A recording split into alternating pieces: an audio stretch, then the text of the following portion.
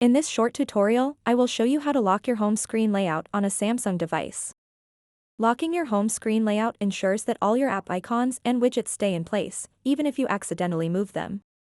It offers convenience and saves you time from rearranging everything after an unintentional mishap. To get started, swipe down from the top just like this. And then tap on the gear icon at the top right corner of the screen.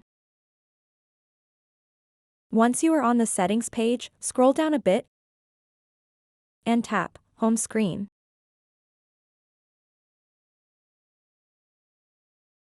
Now you'll see the Lock Home Screen Layout option. So to enable this option, simply toggle on this switch over here. From now on, you won't be able to move or drag app icons or widgets anywhere on the home screen, they will be there as is.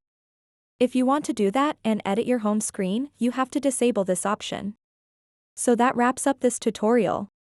If you have any questions about this whole process, please let me know in the comments section below.